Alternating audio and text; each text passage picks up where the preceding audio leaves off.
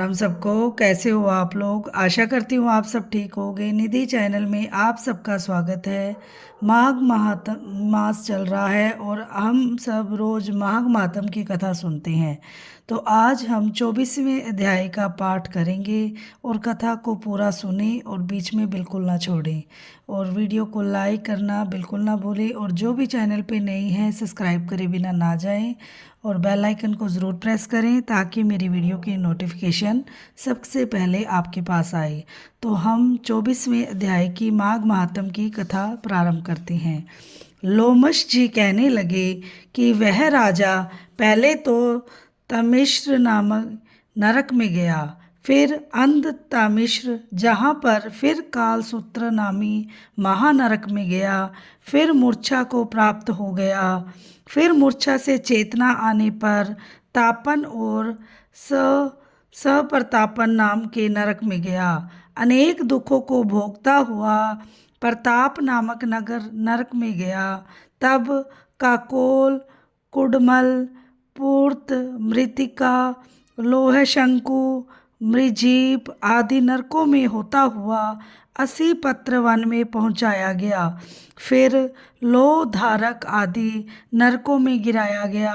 भगवान विष्णु के साथ द्वेष करने के कारण वह 21 युग तक भयंकर नरकों की यातना भोगता हुआ नरक से निकलकर हिमालय पर्वत पर बड़ा भारी पिशाच हुआ। उस वन में भूखा और प्यासा फिरता रहा। उसको मेरु पर्वत पर भी कहीं खाने को नहीं मिला और ना ही पीने को जल। होतव्यता के कारण वह पिशाच घूमता हुआ एक समय पलुप्त प्रस्त्रवण नाम के वन में जा निकला। बेहेड़े के वृक्ष के नीचे वह दुखी होकर हाय मैं मरा, हाय मैं मरा ऐसे जोर जोर से पुकारने लगा और कहने लगा, भूख से दुखी मेरे इस जन्म का कब अंत होगा? इस पाप रूपी समुद्र में डूबते हुए मुझको कौन सहारा देगा?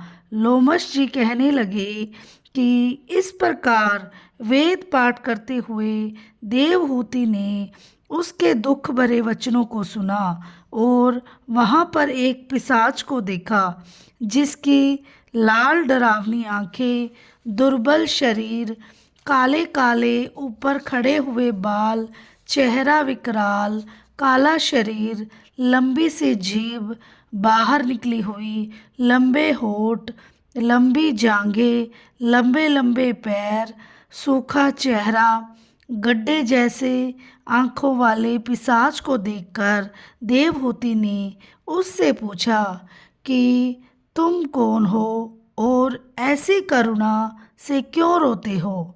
तुम्हारी यह दशा कैसे हुई और तुम्हारा मैं क्या उपकार करूं?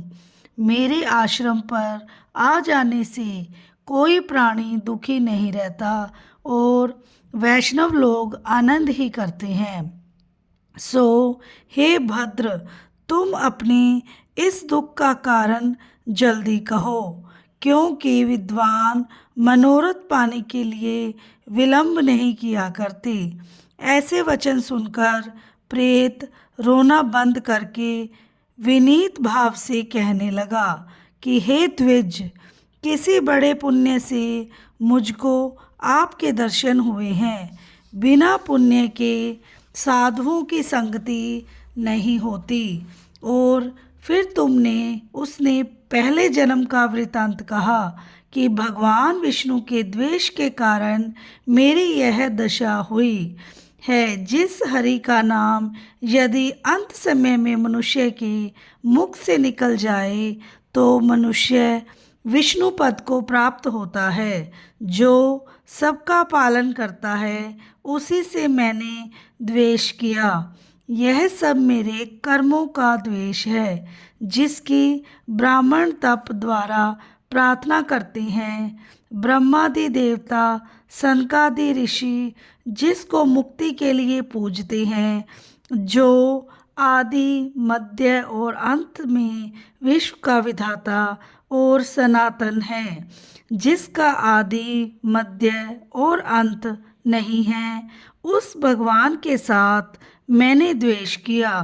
जो कुछ पुण्य मैंने पहले जन्म में किए थे, वह सब विष्णु जी की द्वेष रूप अग्नि में भस्म हो गए। यदि किसी प्रकार यह पाप नाश हो जाए तो मैं भगवान विष्णु के सिवाय किसी और देवता का पूजन नहीं करूँगा। विष्णु भगवान से द्वेष करके मैंने बहुत दिनों तक नरक यातना भोगी और अब पिशाच योनि में पड़ा हूँ। इस प्रकार मैं किसी अच्छे कर्म के योग से आपके आश्रम में आया हूँ, जहाँ पर आपके सूर्य रूप दर्शन ने मेरे दुख समान अंधकार को दूर कर दिया है। अब आप कोई ऐसा उपाय बतलाइए जिससे मेरी यह पिशाच योनि दूर हो, क्योंकि सज्जन पुरुष उपकार करने में देर नहीं करते। देवहूति कहने लगे कि यह माया देवता, मनुष्य, असुर सबकी स्मृति को मोहित कर देती है, जिससे धर्म का नाश करने वाला द्वेष पैदा हो जाता है।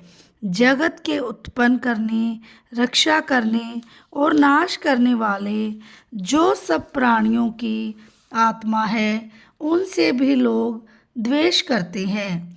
जिनके अर्पण करने से सभी कर्म फल होते हैं, उनकी भक्ति से मुख मोड़ने वाले मूर्ख कौन सी गति को प्राप्त नहीं होते।